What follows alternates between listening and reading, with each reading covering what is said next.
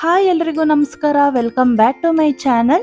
ಈ ರೆಸಿಪಿನ ಅಪ್ಲೋಡ್ ಮಾಡಿದಾಗ ಶಾರ್ಟ್ಸಲ್ಲಿ ತುಂಬ ಜನ DM ಮಾಡಿದ್ದೀರಾ ಡೀಟೇಲ್ ಆಗಿ ಅಪ್ಲೋಡ್ ಮಾಡಿ ಅಂತ. ಖಾನಾವಳಿ ಸ್ಟೈಲ್ನಲ್ಲಿ ಮಡಿಕೆ ಕಾಳು ಪಲ್ಯ ಹೇಗೆ ಮಾಡೋದು ಅಂತ ಇವಾಗ ನೋಡ್ಕೊಂಬರೋಣ.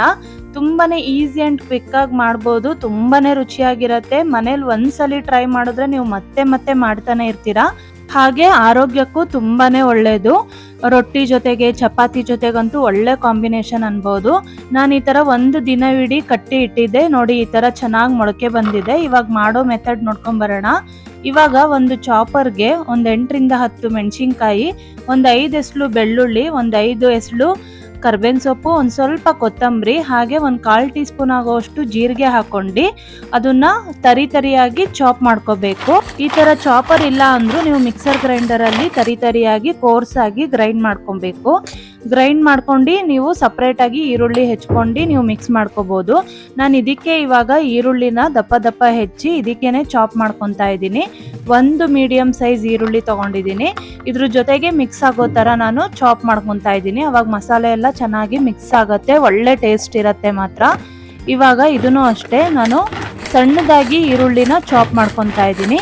ಇವಾಗ ನೋಡಿ ರೆಡಿ ಆಗಿದೆ, ತುಂಬ ಚೆನ್ನಾಗಿ ಮಿಕ್ಸ್ ಆಗಿದೆ. ಇವಾಗ ಮಸಾಲೆ ಎಲ್ಲ ನೀವು ಸಪ್ರೇಟ್ ಆಗು ಮಾಡ್ಕೋಬಹುದು. ಮಸಾಲೆ ಈ ತರ ಮಿಕ್ಸ್ ಮಾಡೋದ್ರಿಂದ ಒಳ್ಳೆ ಟೇಸ್ಟ್ ಇರುತ್ತೆ. ಇವಾಗ ಒಗ್ಗರಣೆ ಕೊಟ್ಕೊಳ್ಳೋಣ. ಒಂದು ಪ್ಯಾನ್ಗೆ ಎಣ್ಣೆ ಹಾಕೊಂತಾ ಇದ್ದೀನಿ. ಒಂದು 2 ಟೇಬಲ್ ಸ್ಪೂನ್ ಆಗುವಷ್ಟು ಎಣ್ಣೆ ಹಾಕೊಂಡು, ಎಣ್ಣೆ ಸ್ವಲ್ಪ ಕಾದ್ಮೇಲೆ ಸಾಸಿವೆನ ಹಾಕೊಂತಾ ಇದ್ದೀನಿ.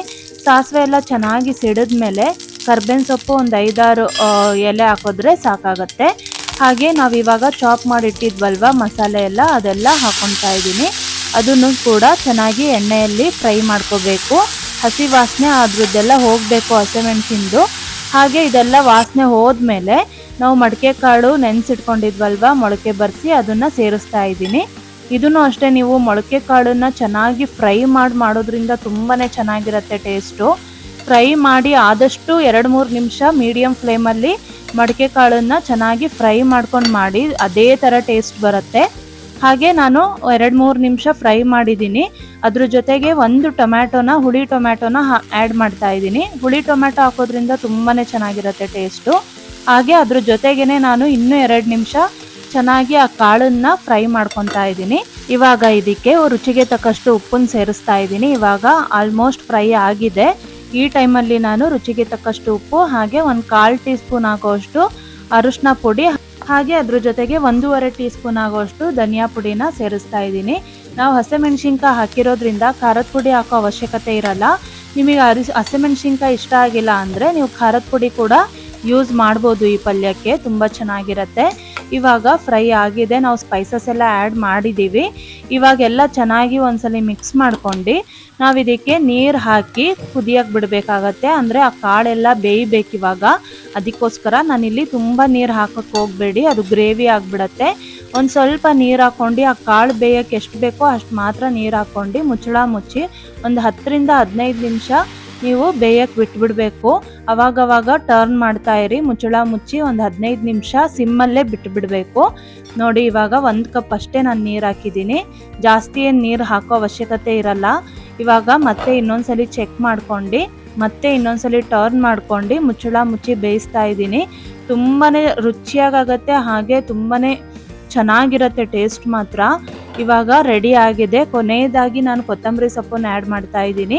ಇವಾಗ ನೋಡಿ ಖಾನಾವಳಿ ಸ್ಟೈಲ್ನಲ್ಲಿ ಪಲ್ಯ ರೆಡಿ ಆಗಿದೆ ಮೊಳಕೆ ಕಾಳಿಂದು. ಇದರಲ್ಲಿ ನೀವು ಹೆಸರು ಕಾಳು ಪಲ್ಯನೂ ಮಾಡ್ಕೋಬಹುದು. ಸೇಮ್ ಮೆಥಡೇ ಫಾಲೋ ಮಾಡಿ, ತುಂಬ ಚೆನ್ನಾಗಿರುತ್ತೆ. ಅಕ್ಕಿ ರೊಟ್ಟಿ, ಜೋಳದ ರೊಟ್ಟಿ, ಹಾಗೆ ಖಡಕ್ ರೊಟ್ಟಿಗಂತೂ ಸಖತ್ತಾಗಿರುತ್ತೆ ಟೇಸ್ಟ್ ಮಾತ್ರ. ಇವತ್ತೇ ಟ್ರೈ ಮಾಡಿ, ಒಳ್ಳೆ ಹೆಲ್ದಿ ರೆಸಿಪಿ ಅಂತಲೇ ಹೇಳ್ಬೋದು. ಈ ರೆಸಿಪಿ ನಿಮಗೆ ಇಷ್ಟ ಆದರೆ ಲೈಕ್ ಮಾಡಿ, ಶೇರ್ ಮಾಡಿ, ಹಾಗೆ ಕಮೆಂಟ್ ಮಾಡೋದನ್ನು ಮಾತ್ರ ಮರಿಬೇಡಿ. ಇನ್ನೂ ಈಸಿ ಆ್ಯಂಡ್ ಟೇಸ್ಟಿ ರೆಸಿಪಿಗೋಸ್ಕರ ನಮ್ಮ ಪೇಜ್ನ ಫಾಲೋ ಮಾಡಿ. ನಮ್ಮ ಚಾನಲ್ ಹೊಸದಾಗಿ ನೋಡ್ತಾ ಇದ್ದರೆ ದಯವಿಟ್ಟು ಸಬ್ಸ್ಕ್ರೈಬ್ ಮಾಡ್ಕೊಳ್ಳಿ, ಹಾಗೆ ಬೆಲ್ ಬಟನ್ ಪ್ರೆಸ್ ಮಾಡಿ. ನಾನು ಮಾಡೋ ಅಡುಗೆ ನೋಟಿಫಿಕೇಷನ್ ಫಸ್ಟೇ ನಿಮಗೆ ಬಂದು ತಲುಪತ್ತೆ. ಮತ್ತೆ ನಾನು ನಿಮಗೆ ಮುಂದಿನ ವಿಡಿಯೋಗಳೊಂದಿಗೆ ಸಿಗ್ತೀನಿ. ಅಲ್ಲಿವರೆಗೂ ಎಲ್ರಿಗೂ ಧನ್ಯವಾದಗಳು.